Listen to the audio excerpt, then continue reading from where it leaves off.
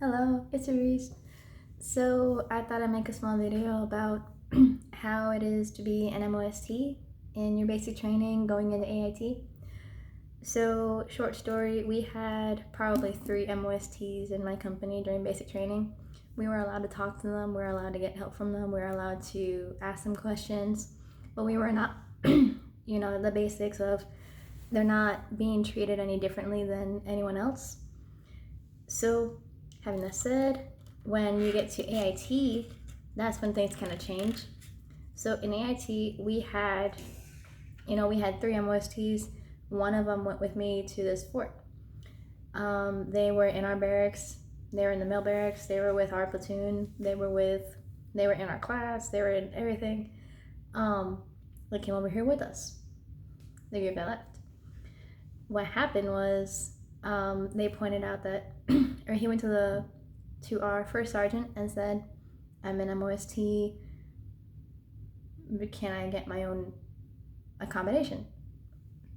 Your accommodation would be, pardon me. So basically, we have an entire MOS-T barracks, and that's where he was supposed to be staying. But on the paperwork, for some reason, they just had him in our barracks. They moved him the same day. Maybe the next few hours, he was packing up, going around, looking for the barracks that he was told to go to. So the deal is, in AIT, it's a little different, where you're not actually allowed to talk to the MOS-Ts unless it's for a school-related project, you're asking for some help or whatever. The only big deal I can actually see is MOS-Ts are allowed to drink, and when you're in AIT, you're allowed to go to the PX, and outside of COVID, you're allowed to go outside the fort. Inside COVID, you are not allowed to go outside the fort. I mean, the MOS-Ts can't leave with outside a 20-minute parameter. The drill sergeants can't leave outside 20 miles of the fort. And MOS-Ts, I believe, are the same. 20 minutes to 20 miles, maybe. So normally what'll happen is you will never see the MOS-Ts outside your school. Or if you do, you'll see them in their vehicles driving around. They're not allowed to talk to you. They're not allowed to befriend you because they can buy alcohol and you cannot have alcohol. That is the only thing I reason from this. If an MOS-T talks to, so if they get their brief is very short. It's just if they talk to an MOS-I, or if they fraternize, or if they receive any sort of flirty anything from an MOS-I, which is what I am, out of basic training into AIT, no prior service, then they'll have to report that person. So if I were to start texting my buddy and be like, "Hey, you want to go hang out here?" that is reportable. So I get in trouble. And if they report it, they're off the hook. I mean, they're not, they report it. They're not condoning it. If they do condone it and they do meet up with you, that's actually endangering the MOS-T and the MOS-I, because the MOS-I may not have known, but the MOS-T does or should.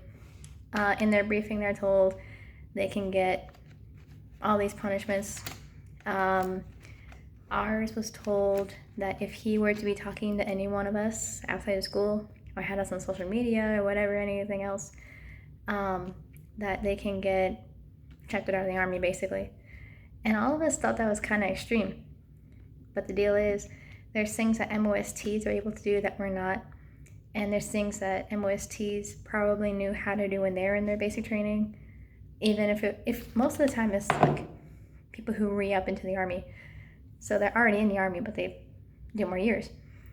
So they kind of know the ropes, and they would know how to do particular things more than an MOS-I would, where later down the line, an MOS-I could figure out how to do something bad or whatever. An MOS-T would probably know that already, and then give you advice that wasn't great. That's what I heard from 2 different people. let's see. Just telling you what I know. So other than that, so here's one thing. So stupid things. If a drill sergeant corrects you on the spot, then that's better than getting paperwork.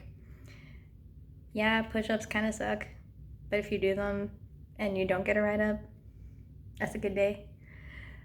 If you're told to do lunges back to a building and come back, and it's like, I don't know, an eighth of a mile away, that's still better than getting a counseling or UCMJ. So, basically what happened was we had someone who was MOS-T in a class at our schoolhouse. So their classmate yelled out, they didn't say hi, their name, or hi, so-and-so. No, they didn't say hi, classmate, like most of us kind of do. No, so this person just yelled out, hi, MOS-T, and the MOS-T person did not respond. Little did that person know, there was a drill sergeant, like, right there. And he made everybody outside push. Or he didn't make them push, I was out there. So we just had to stand.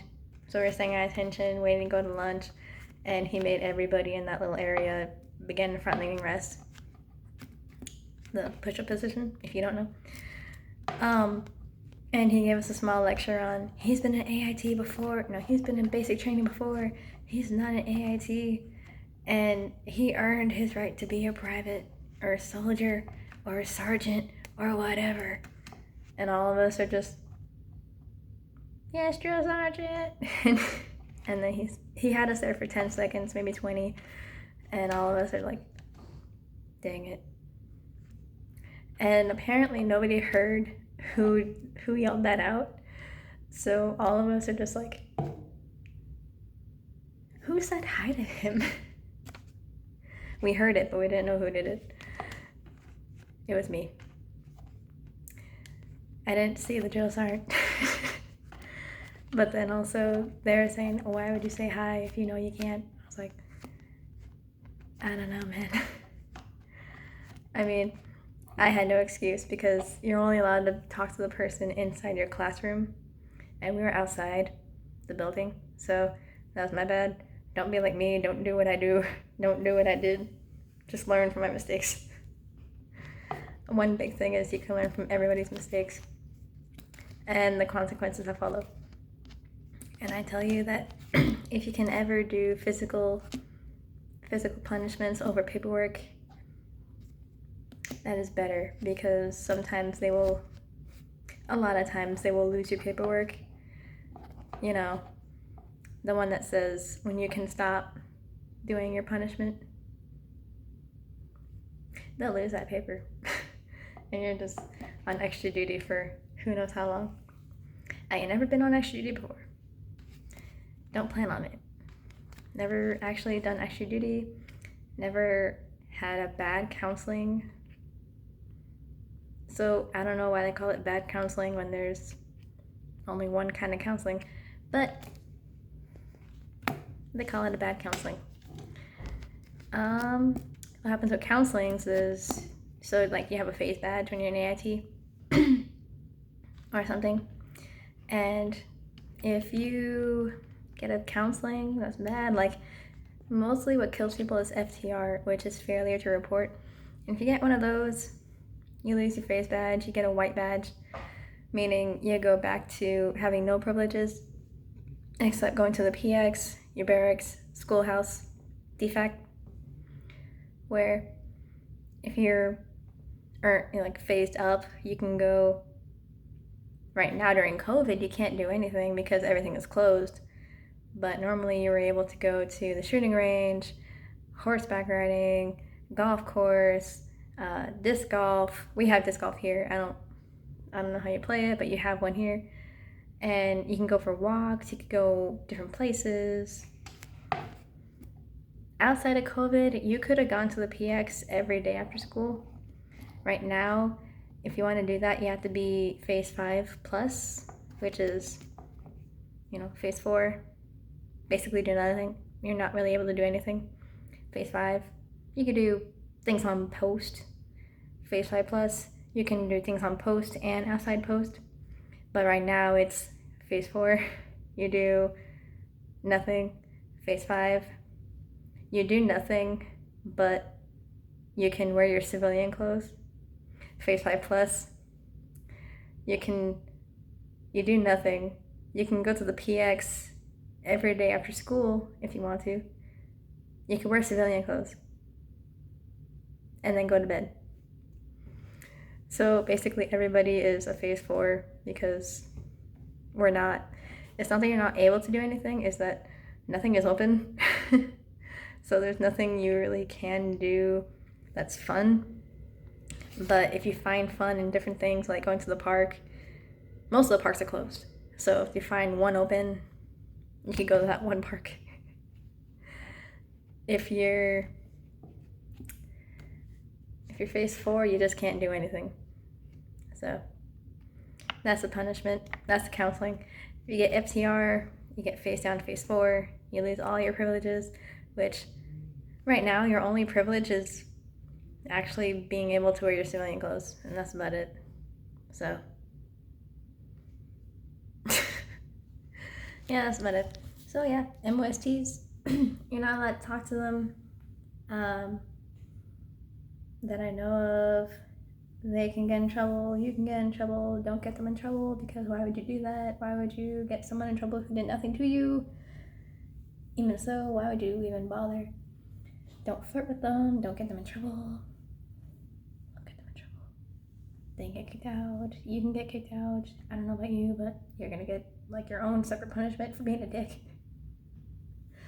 And if they say, nope, I did not, no, I try to run from them, then yeah, anyway. There's more respect for the MOS-Ts than there are there's more respect for the MOS-Ts than there are the MOS-Is. MOS-Is, like me, haven't earned anything, haven't done anything. We only earned like 2 badges. You didn't earn anything except for the clothes. Even then, you're still in the process of earning your things. So don't be stupid. Best advice, don't be stupid. And what else? Yeah, that's about it. So you can be nice to the MOS-Ts, but you cannot talk to them outside your classroom. That's about it. So yeah, be nice to everybody. Don't be like me. Don't yell out hi MOS-T, because you will be punished. And also don't be a dick. So that's all.